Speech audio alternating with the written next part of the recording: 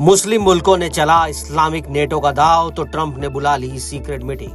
अब बंद कमरों में होगी बात। यूएन जनरल असेंबली का मंच आमतौर पर भाषणों के लिए जाना जाता है, लेकिन इस बार पर्दे के पीछे कुछ और ही पक रहा है।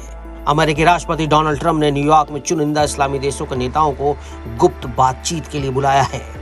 न्यूयॉर्क का दौरा, संयुक्त राष्ट्र महासभा का मंच, और इसी दौरान पाकिस्तान अपने आप को मुस्लिम दुनिया का नेता साबित करने में भी जुटा है। पाकिस्तान के प्रधानमंत्री शहबाज शरीफ अमेरिकी राष्ट्रपति डोनाल्ड ट्रंप से मुस्लिम देशों के चुनिंदा नेताओं के साथ मुलाकात करेंगे।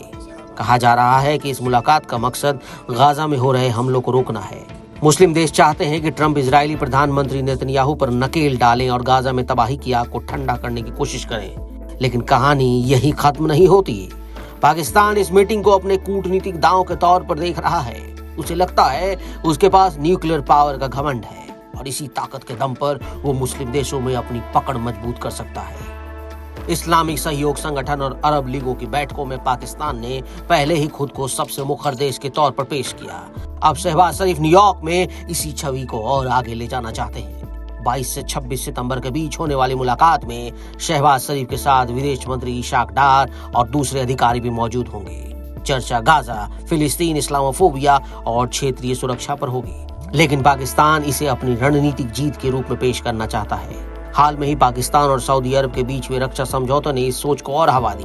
इस समझौते के मुताबिक किसी भी देश पर हमला होना यानी दोनों देशों पर हमला माना जाएगा। यानी पाकिस्तान अब सऊदी अरब के साथ मिलकर मुस्लिम वर्ल्ड की सुरक्षा ढाल बनाने का दावा कर रहा है। अब ये मुलाकात ऐसे वक्त हो रही है जब मध्य पूर्व में तनाव चरम पर है। इजराइल ने कतर में हमास नेताओं पर हमले किए, जिसकी अरब देशों ने कड़ी आलोचना की। अमेरिका मुश्किल में है क्योंकि उसके सहयोगी अरब अब भरोसे की तलाश वॉशिंगटन से कर रहे हैं। ऐसे माहौल में पाकिस्तान को लगता है वो खुद को मुस्लिम देशों का खलीफा साबित कर सकता है। शहबाज शरीफ क्लाइमेट चेंज, आतंकवाद और विकास जैसे मुद्दों पर भी बात करेंगे, लेकिन असली एजेंडा है गाजा और फिलिस्तीन। पाकिस्तान ये दिखाना चाहता है कि मुस्लिम उम्मा की आवाज वही है और उसकी न्यूक्लियर ताकत इस आवाज को और धार देगी। यही वजह है कि पाकिस्तान इस मुलाकात को पूरी दुनिया के सामने एक बड़े डिप्लोमेटिक शो के रूप में पेश करेगा। यानी तस्वीर साफ है, मुस्लिम देश चाहते हैं ट्रंप इजराइल पर दबाव डाले, लेकिन असली खेल ये है कि पाकिस्तान इस मीटिंग का इस्तेमाल अपने आप को मुस्लिम दुनिया का नया नेता और न्यूक्लियर पावर वाला रक्षक दिखाने के लिए कर रहा है।